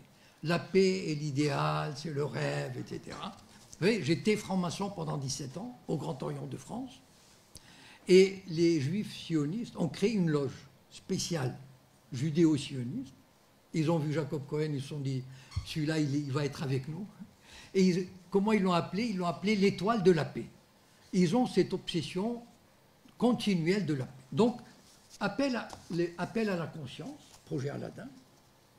Nous, responsables politiques, hommes de foi, historiens et intellectuels, venus de tous les horizons, affirmons que la défense des valeurs de justice et de fraternité, pour difficile qu'en soit le chemin, doit prévaloir sur l'intolérance, le racisme et les conflits.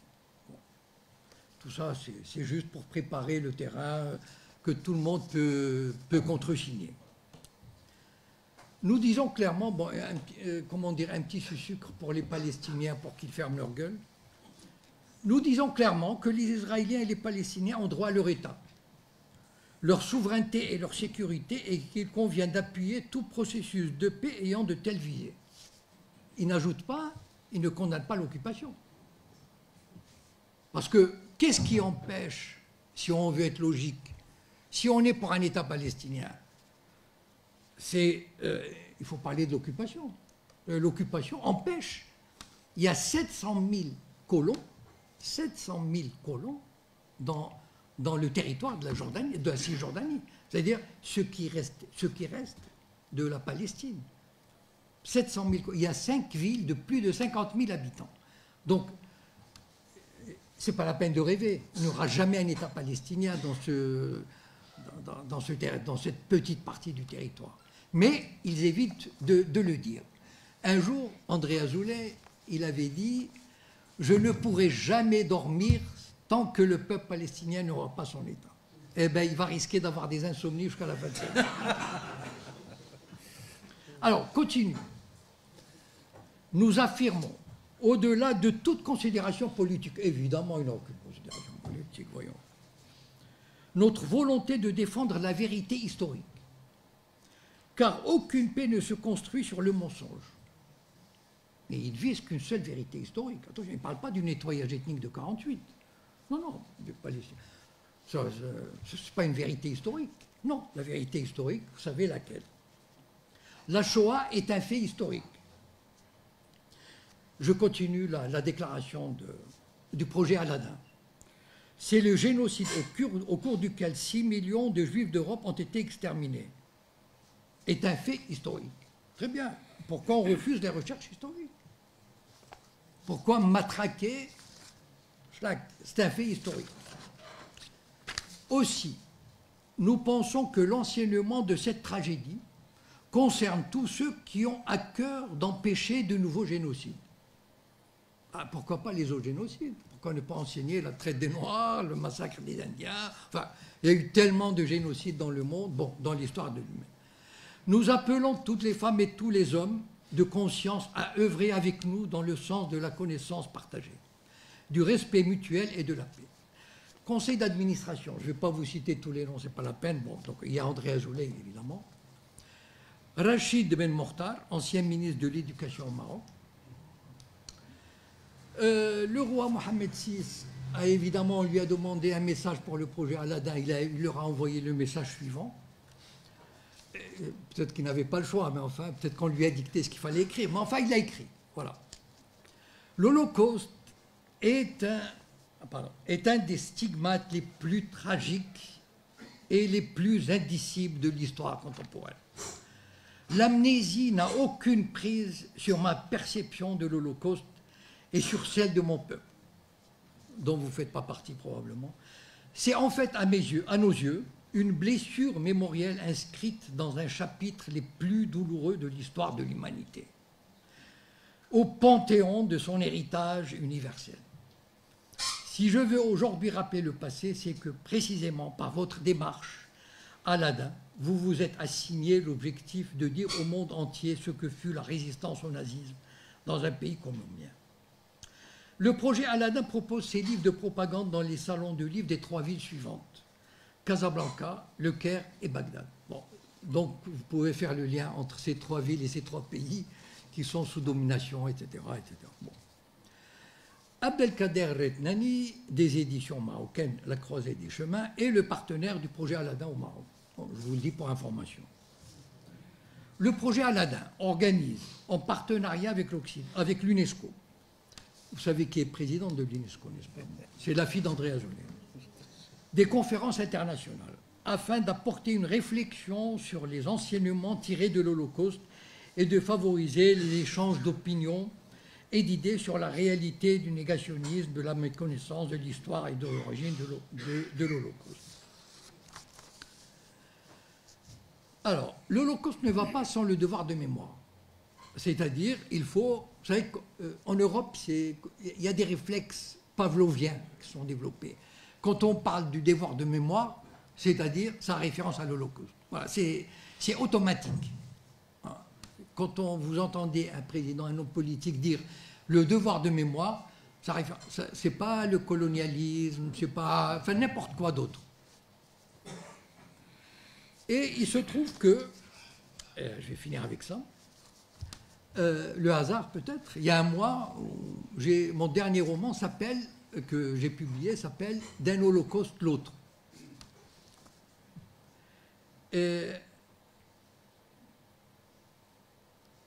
Pourquoi j'avais écrit ce roman? Alors, je vais vous citer la 4e de couverture.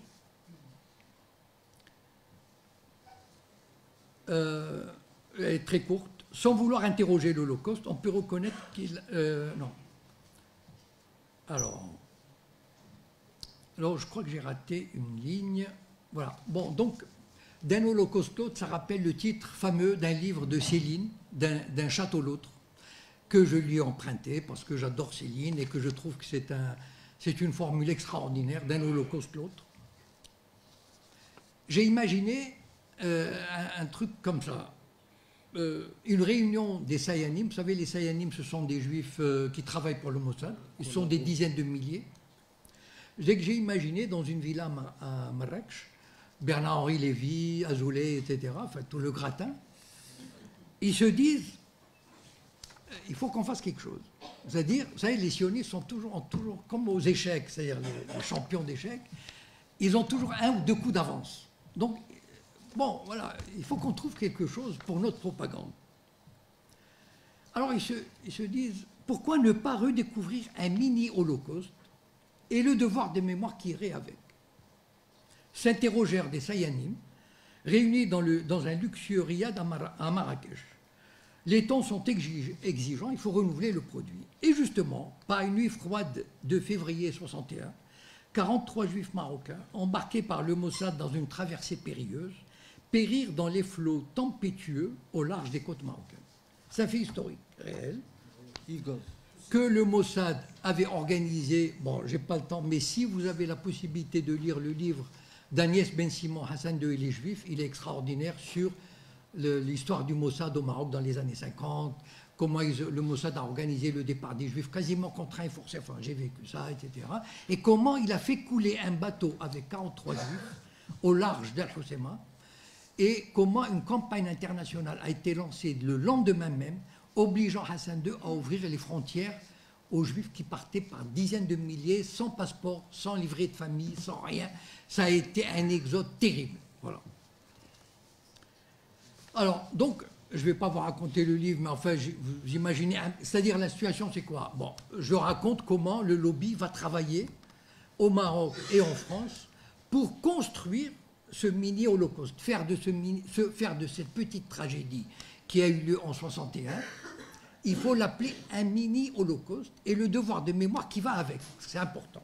Et donc, on arrive, en fait, à la fin du livre, c'est le président de la République, vous savez, il va toujours au dîner du CRIF, au mois de février à peu près, où il s'incline devant les exigences, etc. Et on lui a fait passer le message. Et le président français déclare, enfin, je lui fais dire ceci, cela passe également sur la préservation de la mémoire. Tout doit être fait pour qu'on n'oublie jamais.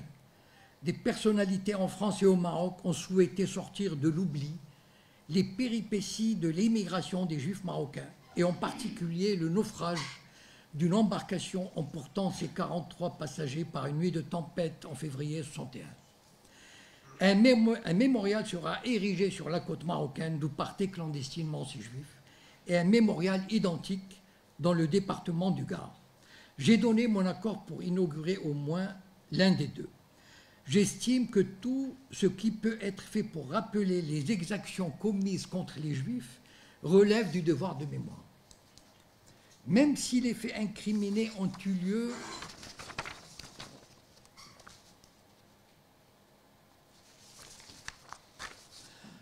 en France, car le devoir de mémoire a une dimension universelle.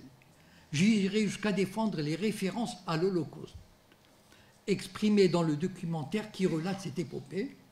Ce terme a une connotation spécifique relative à une période déterminée. Mais on devrait pouvoir aussi l'utiliser pour caractériser certaines tragédies dont les victimes seraient juives. Et il n'est pas mauvais de dramatiser à bon escient. Je soutiendrai donc le vocable Holocauste partout où il me sera loisible de le faire. J'aimerais juste dire ceci. Si un citoyen marocain de bonne foi, parce qu'il a un cœur généreux, il est humain, il est tolérant, Encore 5 minutes. si un citoyen marocain entre naïvement de bonne foi dans cette logique, ça veut dire qu'il va voir une exposition, il va assister à une journée de la Shoah, il ne conteste pas, il intégrera inconsciemment, et même s'il ne le pense pas, il intégrera dans son esprit plusieurs des éléments dont je viens de parler. Donc il faut absolument résister, contrarier, contredire, manifester contre et ne pas se laisser faire. Wa shukran. Pour sortir, vous savez, Rabin avait dit publiquement, et ça a été rapporté par l'ambassadeur Yehuda Lankri, encore un RME, un juif d'origine marocaine, qui était ambassadeur d'Israël en France. Rabin avait dit, on va sortir Arafat de son trou et il va faire ce qu'on veut. Et quasiment, effectivement, malheureusement, Arafat, comme tout homme politique, vous savez, les hommes politiques, on ne peut pas, ils n'ont pas le même comportement qu'un individu normal, c'est-à-dire normal, des inconnus. Et les hommes politiques, à partir du moment où ils sont investis d'une aura et d'un destin mondial ou universel ou régional, ils veulent laisser une place dans l'histoire. Et Arafat ne pouvait pas s'imaginer, alors qu'il allait à l'ONU, qu'il ne pouvait pas s'imaginer finir sa vie dans l'anonymat, dans une villa à Tunis. Et donc, et c'est ça le coup de génie des sionistes. Moi, je dis, enfin, j'ai presque envie de dire chapeau, c'est-à-dire dans le sens où ils ont joué merveilleusement, et les Palestiniens, malheureusement, ils ont joué lamentablement. C'était quoi le problème? Le problème, c'est que Israël était dans une situation terrible en 88, 89. Vous savez, ces images où Rabin disait aux soldats israéliens « brisez les os des enfants palestiniens ». Je ne sais pas si vous avez vu de ces vidéos où les soldats, avec des grosses pierres, cassaient, brisaient les épaules des jeunes, les brisaient comme ça, les bras, les genoux. Et ces images faisaient un mal fou à Israël. Et c'est ça, comment dire, l'esprit d'initiative. C'est pas comme tout régime colonial qui s'enfonce dans la répression. L'image d'Israël était catastrophique.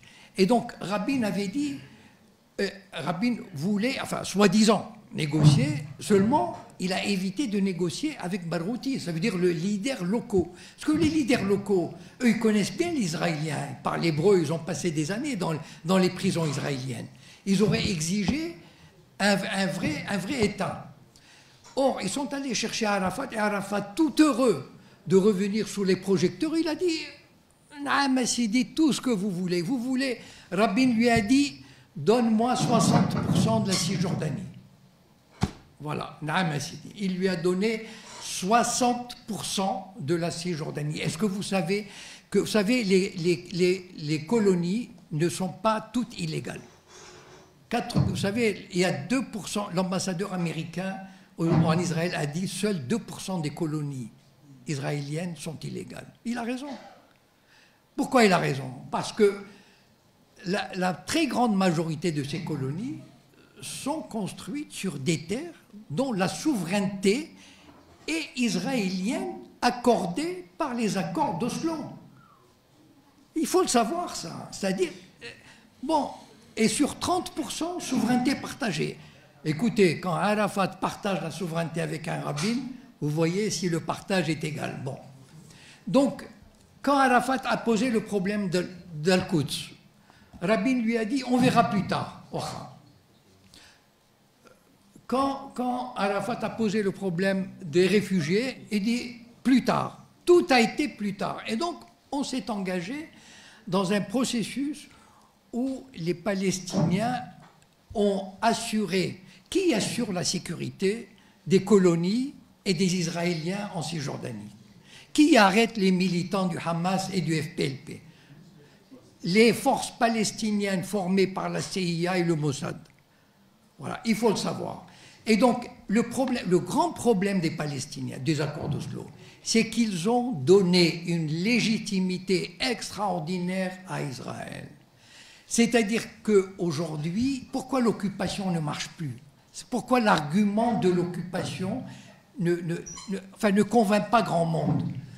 Parce que le monde entier, il voit Mahmoud Abbas, il a son avion personnel, il va à Londres, il va à Paris, il rencontre X et Y, et on le caresse dans le sens du poil, et on lui dit, mon bon vieux toutou, tu auras un État palestinien, nous sommes pour la solution à 2 États, et il est tout content, il est tout heureux, et il rêve.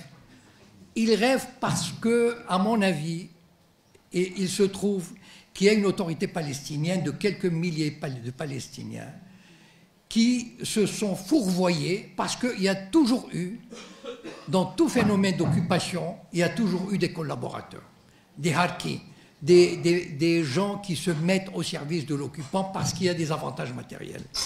Deuxièmement, la plupart des responsables palestiniens, le Mossad a des dossiers sur eux.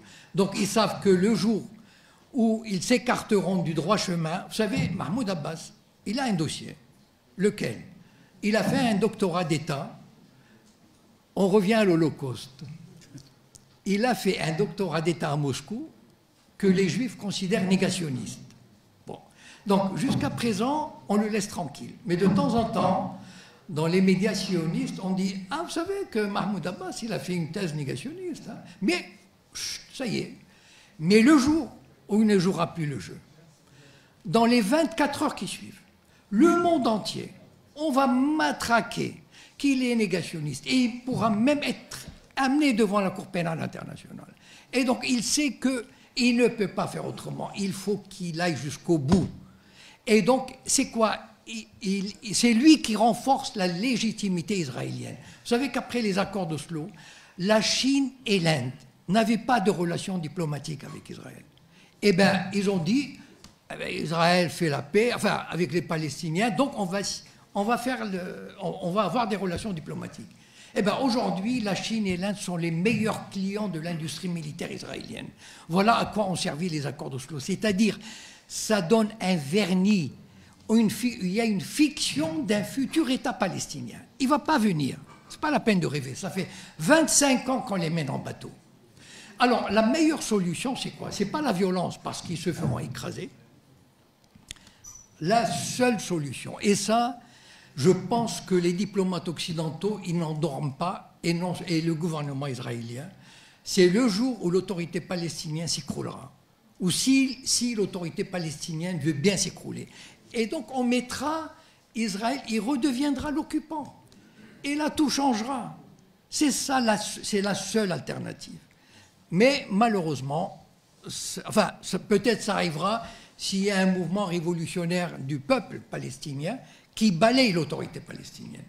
Mais sinon, pour moi, c'est la seule alternative pacifique et qui mettra à bas l'image, parce qu'Israël s'est construit, on a construit une fiction comme quoi il va y avoir 2 États. Enfin, ils n'ont pas compris que En 25 ans d'accord d'Oslo, le nombre des colons est passé de 150 000 à 700 000.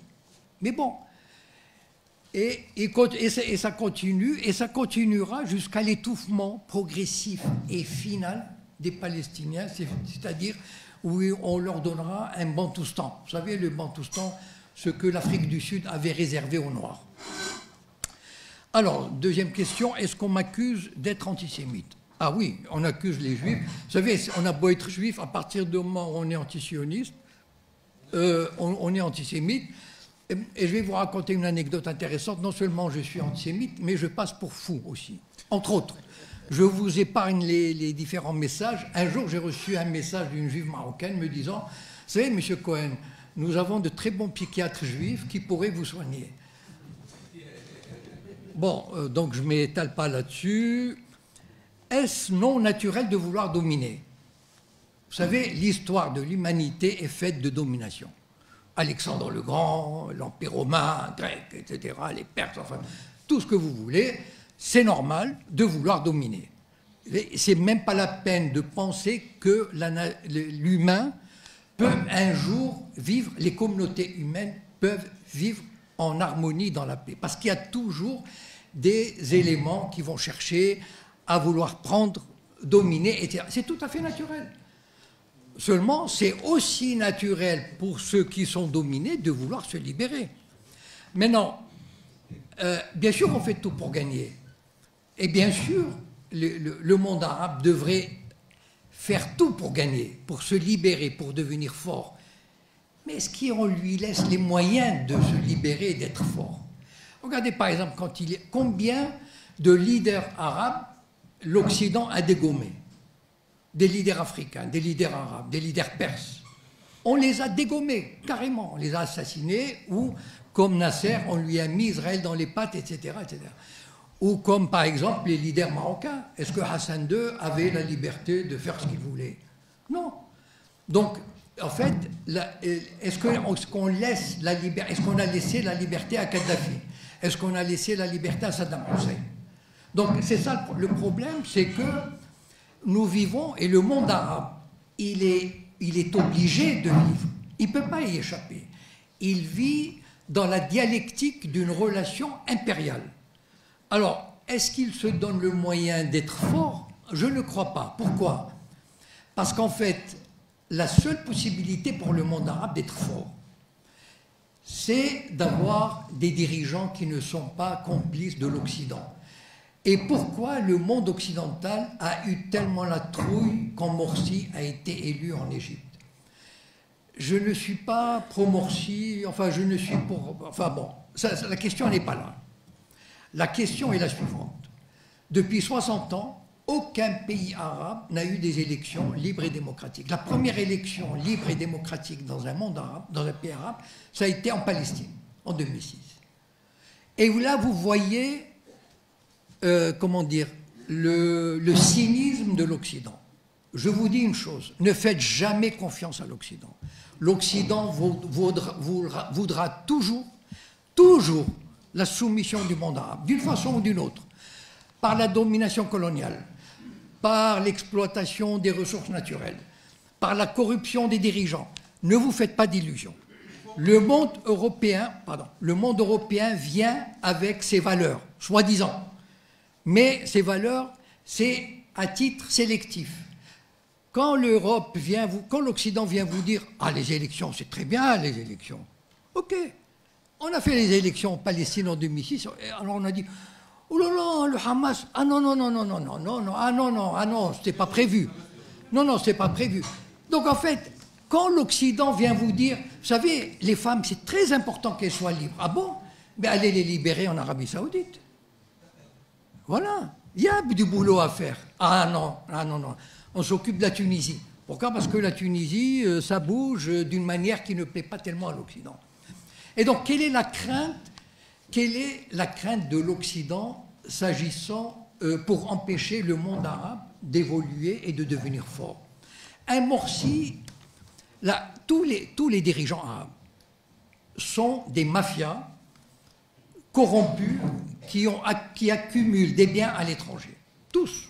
Voilà, donc c'est pas la peine, je ne favorise personne par rapport à d'autres. Voilà, ils ont tous des villas, des immeubles, des comptes en banque, etc. Et la trouille de leur vie, c'est quoi? C'est que l'Amérique leur dise un jour, ah, vous avez un immeuble, ah, c'est bien, c'est corruption, hein, je le saisis. Vous croyez que les Américains vont se gêner? Pas du tout. Donc, la trouille de ces mafias, c'est de voir tous les milliards accumulés passer entre les mains de l'Occident ou des Américains, etc. Donc, ils sont obligés de courber la tête, d'une façon ou d'une autre. Morsi, il avait une chose pour lui qui est extraordinaire. D'abord, la classe politique qu'il dirigeait, les ministres et les députés, n'avaient pas eu le temps d'être corrompus. Ils n'étaient pas au pouvoir. Donc, ils n'avaient jamais été au pouvoir, donc ils n'avaient pas de compte en banque.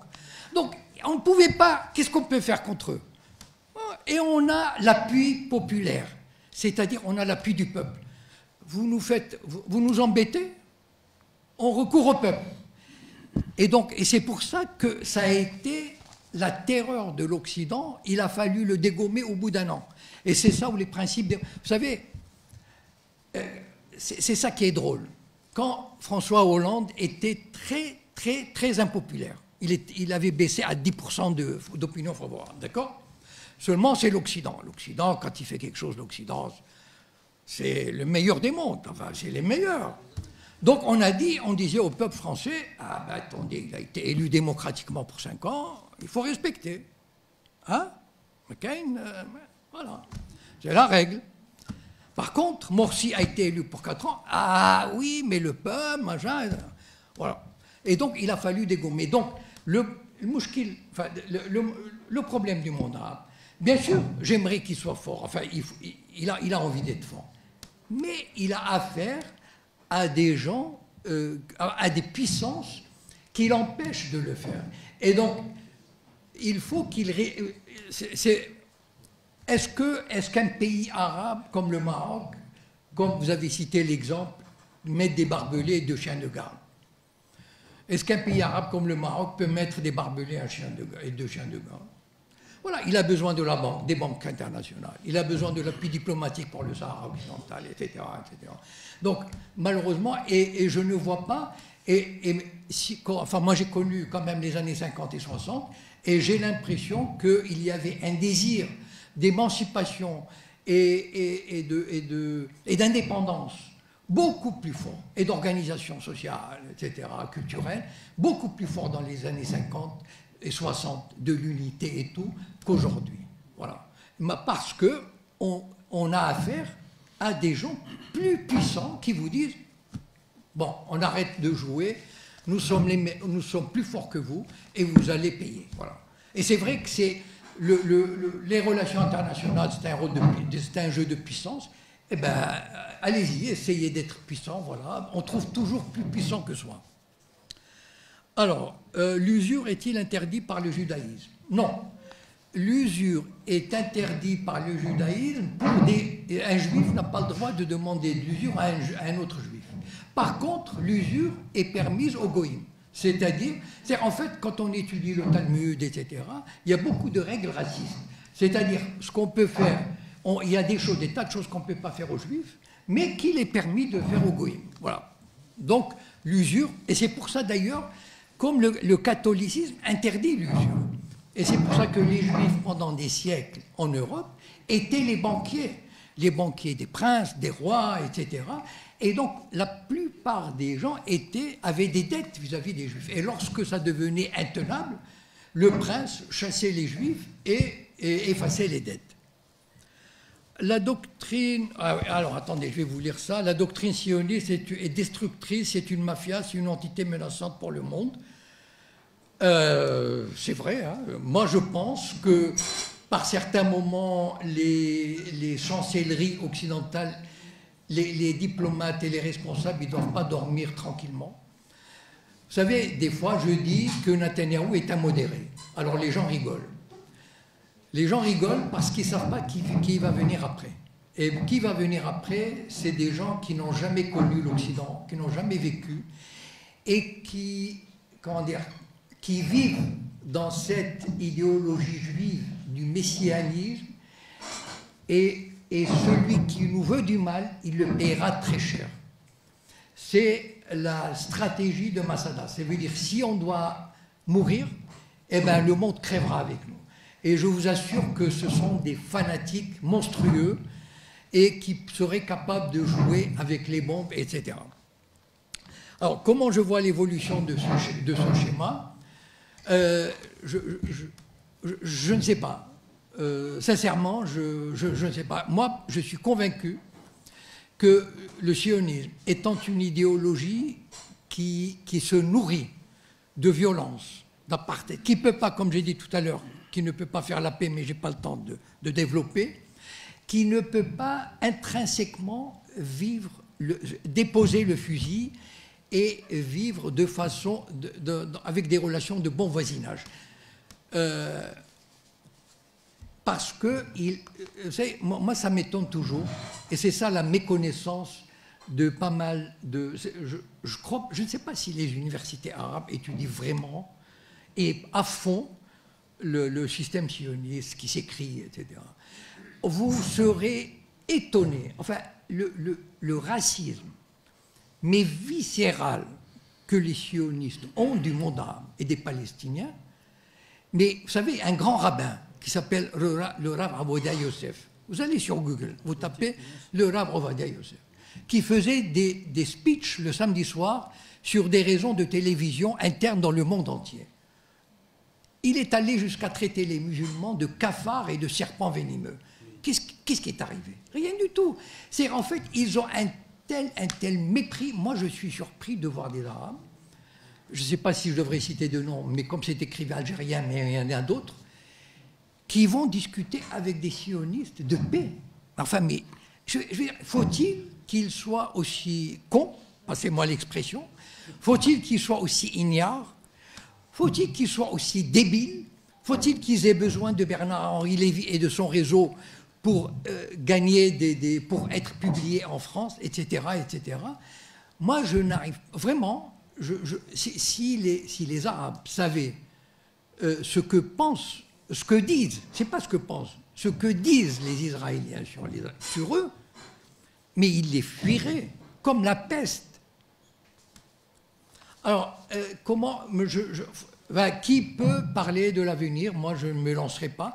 Non, ce que je voulais dire, c'est que le sionisme, qui ne peut pas faire la paix, et qui continuera sur sa lancée, c'est-à-dire d'expansion, de domination, etc., un jour ou l'autre, ça devrait s'arrêter d'une façon ou d'une autre. Je ne sais pas comment. Je ne sais pas, probablement dans la violence, mais je ne sais pas.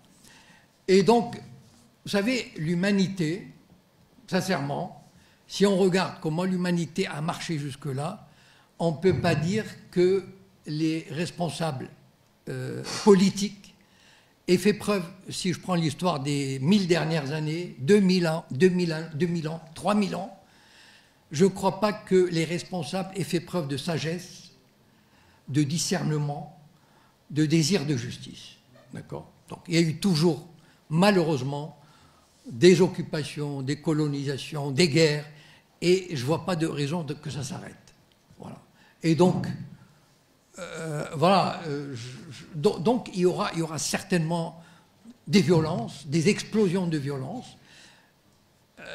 Bon.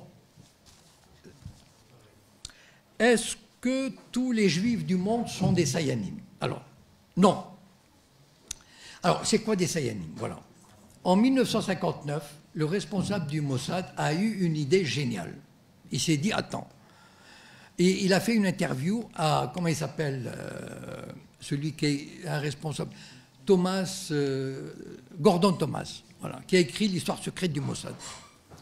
Donc, il s'est dit, il y a des centaines de milliers de juifs à travers le monde qui sont sionistes. Ça veut dire qu'ils ne vont pas s'installer en Israël, mais qui aiment Israël. Et donc on va leur demander de nous aider. Comment? Pas avec de l'argent. L'argent, c'est... Il y a d'autres filières pour ramasser du fric. C'est pas ça. Mais par exemple, vous avez, mettons, à Hollywood, il y a des cinéastes juifs. D'accord? Des scénaristes. On va leur dire, écoutez, faites des films qui aident les juifs. Vous travaillez à la télé, faites des séries qui aident les juifs. Faites des reportages qui aident Israël. S'il y a un reportage qui est sur les Arabes, il faut l'enlever, etc. Voilà. Donner une mauvaise image des Arabes. Vous savez qu'il y a un documentaire qui s'appelle les Arabes vus par Hollywood. Bon, voilà du travail que font les Sayanim. C'est-à-dire, ils sont dans les banques, dans les assurances, dans les médias, dans la publicité. Par exemple, en France, deux tiers des publicités. Vous savez à quel point la publicité est importante. Les médias ne vivent que par la publicité. 2 tiers du marché publicitaire, d'accord, 2 tiers sont détenus par 2 juifs sionistes. Donc ça vous donne déjà le rapport de force. Maintenant, le Mossad n'a pas besoin d'1 million de Sayanim. Il n'a pas besoin. Il lui faut à peu près 50 000. C'est-à-dire dans tous les domaines où c'est intéressant. Voilà. Et donc, je vous conseille de lire le livre d'Igor Ostrovsky, qui était un agent du Mossad dans les années 80. J'ai oublié le titre, mais on peut enfin voilà, Igor Ostrovsky, et qui raconte aussi l'histoire des Sayanim. Bon.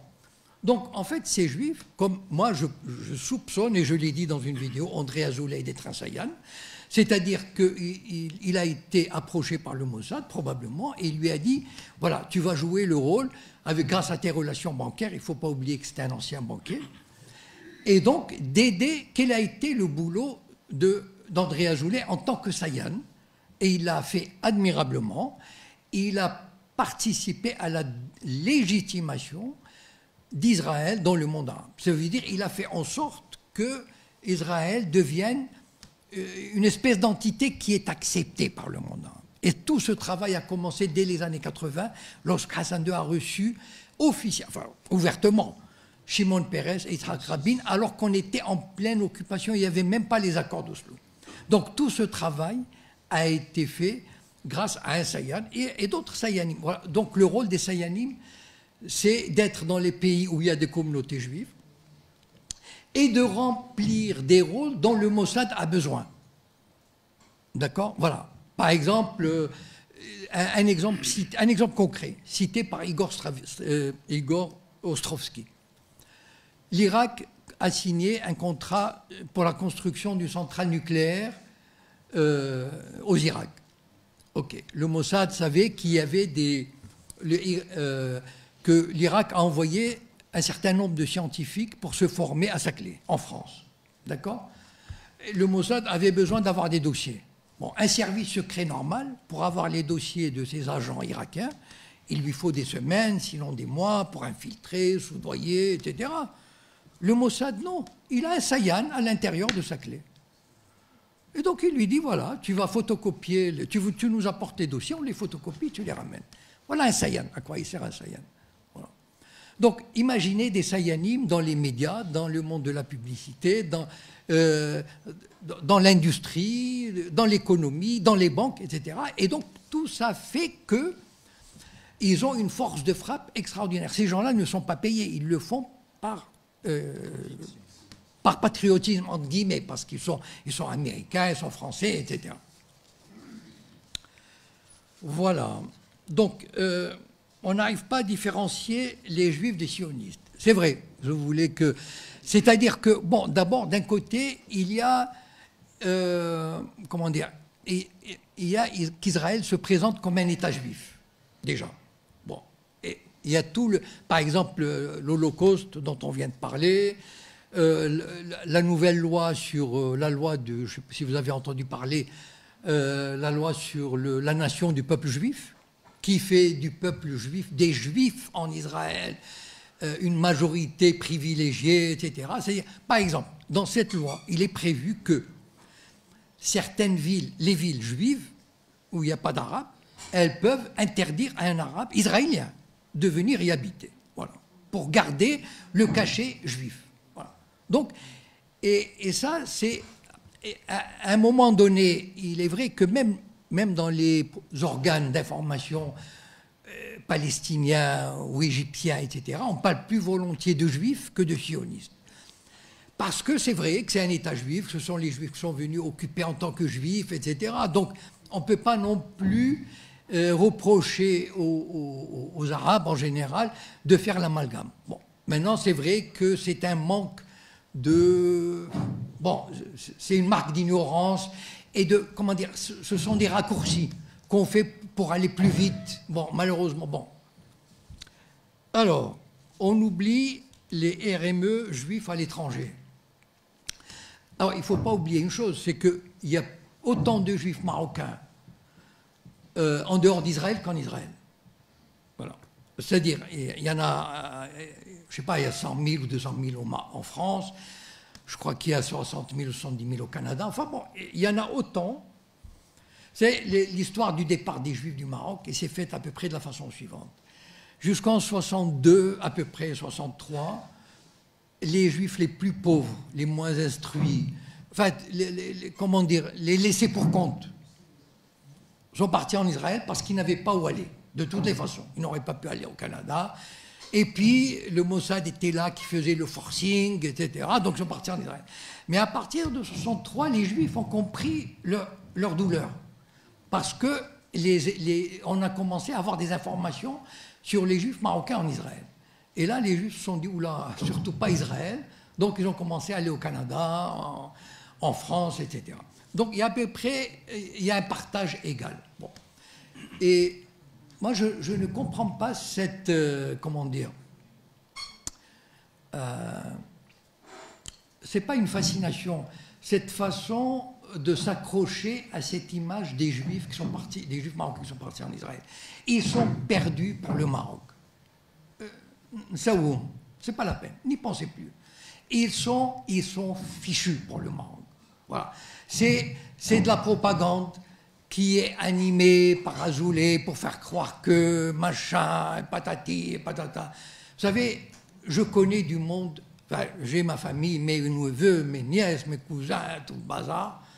Ils n'en ont plus rien à fiche du Maroc. Mais oubliez-les. Il paraît qu'il y a même une loi qui voulait retirer la nationalité marocaine aux Juifs qui habitent dans les colonies. Mais c'est de la connerie.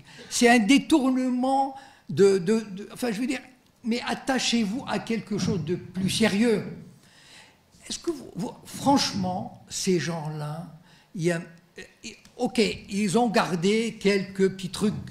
L'hanna, musique orientale, srena, les lola. Mais c'est du folklore. Mais c'est du folklore. Les jeunes générations n'en ont rien à fiche. D'accord? Donc, franchement, oubliez-les. Ils ne reviendront jamais. Ils n'y pensent même plus. Donc, fermez ce chapitre. Voilà. À mon avis, vous savez, c'est la clique d'André Azoulay qui entretient ce mythe pour dire « Ah, on vivait bien, nous sommes unis, etc. » Mais rappelez-vous ceci. Vous savez, le cynisme des sionistes, il est sans limite. Et je vais vous dire une chose. On vous dit dans la propagande d'Azoulay, oh, la tolérance, machin. Vous avez entendu parler de Georges Bensoussan? Non? Bon, vous voyez, c'est dommage. Voilà un personnage à connaître. Georges Bensoussan est historien. Ça veut dire qu'il a ses diplômes d'histoire. Bon. Il a à peu près 60 et quelques. Bon. Et c'est un juif marocain qui est installé en France en tant qu'historien. Et comme par hasard, c'est un des responsables du mémorial de la Shoah à Paris. Il y a un lien. Hein. Et donc, il est chargé par le Mossad, en tant que Sayan probablement, de réécrire l'histoire des Juifs du Maroc. Et il l'écrit d'une manière assez particulière, c'est-à-dire en disant que les Juifs du Maroc, on les a chassés, ils n'ont rien pu prendre. C'est pas vrai. Moi, ma famille a tout pris. Je vous assure que les Juifs qui partaient de Meknès, ils prenaient même les meubles. Moi, j'ai retrouvé le salon de mes parents, chez eux, là-bas, tout. Et nos parents ont vendu leur maison, leur magasin quand ils en avaient, etc. Et donc, quel est le but de cette interprétation de l'histoire menée par un juif marocain dont on dit que patati patata? On veut faire admettre, in fine, que finalement, Israël a chassé 800 000 Palestiniens et les pays arabes ont chassé 800 000 juifs, on est match nul. Et ça, c'est Georges Bensoussan, un juif marocain. Donc, méfiez-vous de... enfin, voilà. Et une chose extraordinaire, je ne sais pas si vous l'avez entendu, c'est que Netanyahou avait déclaré il y a quelques temps, je crois, il y a 1 an ou 2, il avait réclamé 14 milliards de dollars au monde arabe pour les réfugiés juifs des pays arabes. Mais vous savez, ils ont de la suite dans les idées. Hein. Il reviendra quand le moment sera favorable. Donc ces histoires de juifs marocains qui ont gardé de liens, etc., c'est du pipeau. Voilà. Je vous assure, c'est juste pour détourner l'attention. Alors, Lioudi Hachek. C'est vrai, je l'ai entendu. Vous savez, un jour, quand j'ai habité à Casa dans les années 80, j'avais un poissonnier. Et, vous savez, peut-être qu'il ne connaissait pas des juifs. Enfin, en tout cas, il me prenait probablement pour un fasci. Et donc, un jour, je lui ai dit, il m'a dit, ah non, Lioudi Hachek, c'est ce qu'ils aiment le Shabbat, le vendredi. Bon. Mais moi, je trouve que, ok, vous savez, les juifs aussi disaient des choses sur les musulmans. Moi, je ne vais pas vous les répéter, ça ne sert à rien. Je veux dire, vous savez, ce sont des frères ennemis, des cousins ennemis. Bon. J'ai toujours dit, j'ai toujours affirmé que les juifs, si on prend les 14 siècles de l'islam, d'accord, ont 1000 fois mieux vécu dans les pays d'islam que dans les pays chrétiens. 1000 fois, 10 000 fois mieux vécu. Les juifs des pays arabes n'ont jamais... Vous savez, comment dire, l'Angleterre a interdit pendant 3 siècles son territoire aux juifs. La Suède, pareil, etc., etc. Jamais c'est arrivé. Bien sûr, il y a eu des problèmes. Bien sûr, une population majoritaire, de temps en temps, elle déverse enfin, je sais pas, sa colère, etc. Bien sûr. Et alors? Mais jamais, enfin, si on compare l'antisémitisme européen, c'est pas Lioudi Hachek, ce sont des lois, ce sont des analyses, comment dire, scientifiques, soi-disant scientifiques, sur l'être juif qui ne peut pas participer au développement du pays, qui est traître par nature. Voilà l'antisémitisme scientifique. Lioudi Hachek, c'est du folklore. Voilà. Bon, moi je le ramène à ce qu'il était. Voilà. Et je n'en fais pas... je veux dire, enfin, je ne sais pas, mon père avait un magasin Skakin, et 99% de ses clients étaient musulmans. Et il n'a jamais eu, ça, tous les vendredis soirs, il ramenait la recette de la semaine dans un couffin et il n'a jamais eu de problème. Et un jour, il y a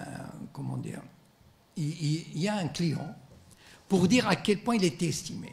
Il y a un client qui vient, il lui dit, il achète quelque chose et il lui donne 5 000 francs, comme on disait à l'époque, 50 dirhams. Et mon père lui rend la monnaie, il lui dit, ah, Lioudi, atisque 100 dirhams. Il lui dit, non, titni gher 1000. Alors il a commencé à crier, il pensait, en disant Lioudi, il allait rameuter. Tous les gens de voisinage sont venus, lui dit, écoute, tu vas dégager d'ici parce que si Mardor Cohen t'a dit tu lui as donné 50, c'est que tu lui as donné 50. Donc, tu fous le camp. Et vous savez pourquoi mon père est parti? Mon père était un être, comment dire, religieux, enfin, pas naïf. C'est-à-dire c'est quelqu'un qui était vraiment religieux dans l'âme. Les textes bibliques lui disaient il ne faut pas gagner plus de 1/6 du prix et il ne gagnait pas plus du 1/6, etc. Et il détestait le sionisme. Pas parce que c'était pour lui des renégats. C'était des gens, comment dire, qui étaient des... Bon, et donc, koufar. Et pour lui, enfin, pour les juifs de Meknès à l'époque, c'était des diables. Et pourquoi mon père est parti? Parce qu'il ne voulait pas partir. Il a attendu le 68. C'était vraiment les derniers qui partaient en Israël. C'était vraiment... Malheureusement, il y a un parti au Maroc, j'espère, j'en sais rien, de toute façon c'est l'histoire. Il y a un parti au Maroc qui s'appelle le Parti de l'Istiklal, qui a tout fait pour que les Juifs s'en aillent. Tout. Bon, je ne vais pas vous raconter, j'ai raconté dans un roman qui s'appelle Les Noces du Commissaire, qui est publié à Casablanca aux éditions Le Fennec. C'est un roman, mais c'est un roman qui raconte une certaine réalité, comment le Parti de l'Istiklal, enfin les hommes d'affaires fascistes, ont fait en sorte de pousser dehors les hommes d'affaires juifs. Bon. Le parti d'Istiklal a envoyé un militant devant le magasin de mon père, après la guerre de 67, qui disait « Matsriouch an Lioudi ». Voilà.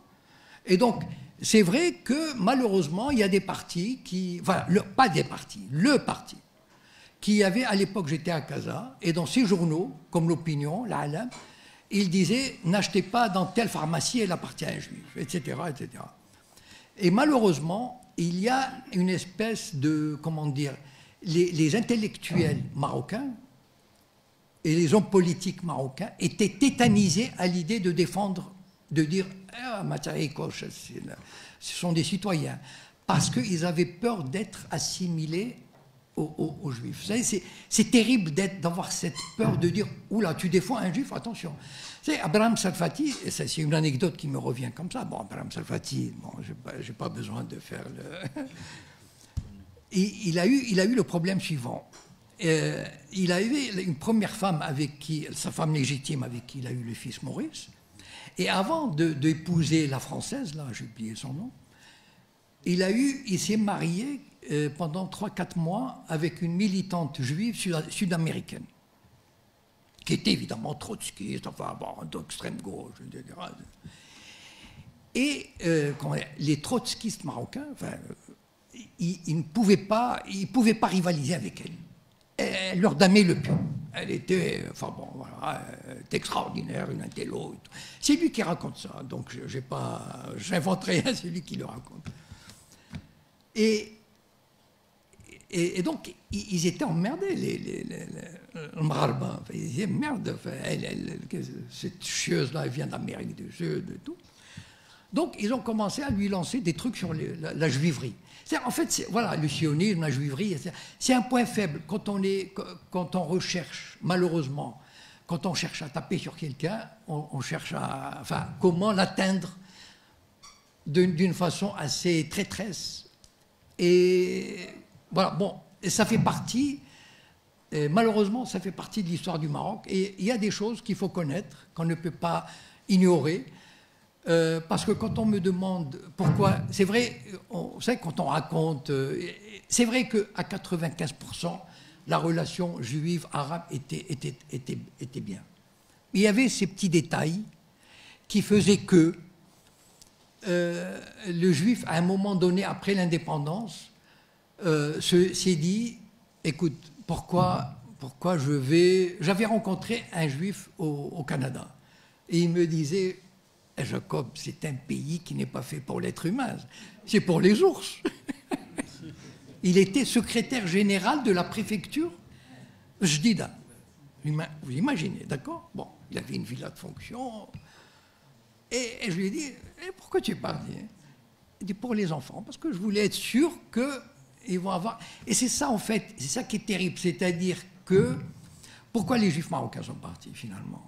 Les Juifs marocains sont partis parce qu'à un moment donné, ils ont commencé à se dire on ne nous fera jamais de cadeaux ici. C'est-à-dire, même pas de cadeaux.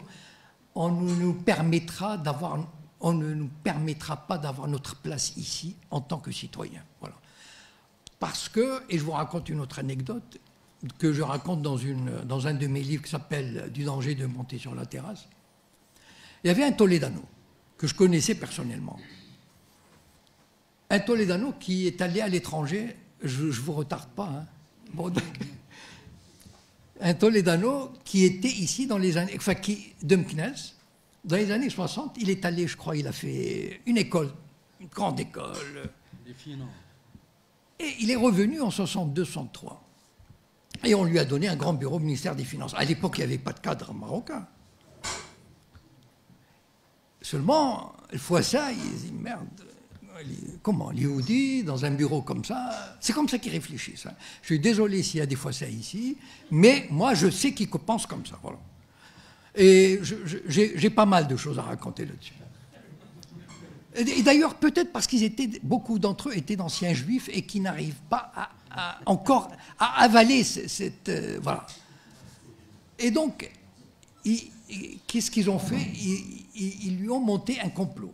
Voilà. Un jour, Chaouch troll le bureau et il a laissé négligemment une enveloppe sur le coin du bureau. Bon, fait attention, il est sorti et 2 flics sont entrés.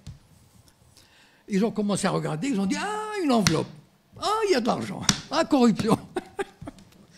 Bon, franchement, qui n'était pas corrompu à l'époque, et encore, bon, je suis sûr, vous savez, les Juifs du Maroc étaient très peureux, ils avaient la trouille, ils ne pouvaient pas se permettre. Et puis en général, c'est des gens, vous savez, il y a combien de Maghrébins m'ont dit, on veut louer qu'à des Juifs ou à des Français, etc. Bon, en tout cas, donc ils avaient une bonne réputation.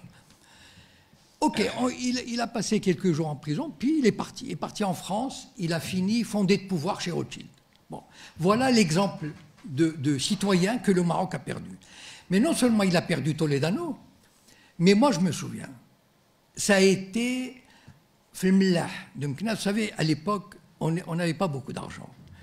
Notre seul loisir, c'était de faire les allers-retours sur le boulevard. Voilà, on appelait le boulevard, c'est la rue principale. C'était notre seul loisir.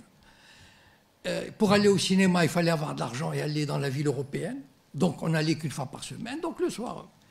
Mais ça, vous savez, les sionistes n'avaient pas besoin de faire de la propagande. Tous les jeunes voulaient partir. Tous les jeunes de Meknès se sont dit, quel avenir on a ici.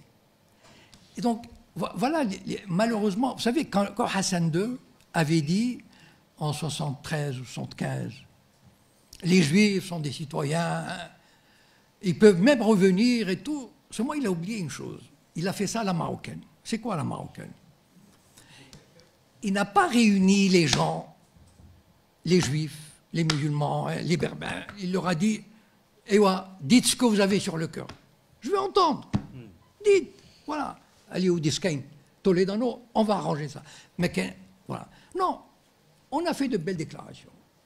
Et les Juifs se sont dit, ok, nous aussi on fait de belles déclarations, mais ils partaient. Voilà. Et donc en fait, une des caractéristiques de la société marocaine, malheureusement, enfin je ne sais pas, peut-être ça a changé un peu, c'est le non-dit. C'est-à-dire qu'on n'a pas le courage d'affronter les problèmes dans leur crudité, dans leur dureté. Eh bien tant pis, il faut entendre. Voilà. Ok, non. Pas encore. Pourquoi les mlahs? Parce que à l'époque, c'était classique que les Juifs habitent dans des quartiers réservés. Il n'y avait pas de... Même en Europe, enfin partout, ils habitaient dans des ghettos, dans des quartiers réservés. Alors, Hannah Arendt, cautionnant l'occupation, écoutez, moi, je suis un peu dubitatif, mais face à une historienne, moi, je veux bien... Vous savez que Hannah Arendt n'a été traduite en hébreu qu'à partir de l'an 2000. On lui en a toujours voulu de ne pas être sioniste, de ne pas cautionner le sionisme. Dès 1948, elle a dit des choses terribles. Bon, je ne les ai pas en tête précisément, mais elle a dit une chose. Et même le truc sur le procès Eichmann n'a pas plu beaucoup à l'establishment sioniste. Et donc, elle n'a été traduite qu'à partir des années 2000. On lui en a voulu. Alors, quelle est cautionner l'occupation? Enfin, bon, je ne sais pas, peut-être, mais ça m'étonnerait. Sur ce, salam alaikum.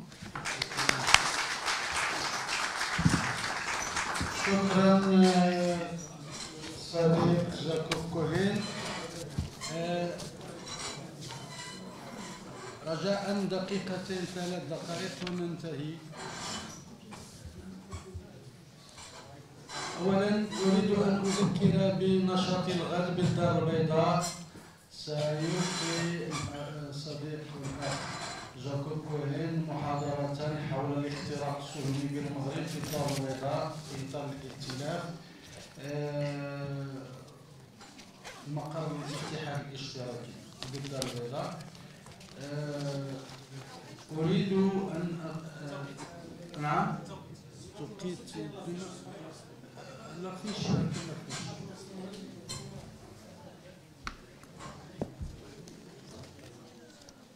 جاكوب كوهين خلص إلى إحدى خلاصاته في بيروت قبل شهور، حيث قال بأنه لا يمكن إقامة سلام مع الكيان الصهيوني لأن هذا مناف لطبيعته، فإما أن ننتصر على الكيان الصهيوني ونتخلص منه ليستقر المنطقة، وإما أن يتغلب علينا وسيفتت المنطقة كلها لفائدة المشاريع الإمبريالية.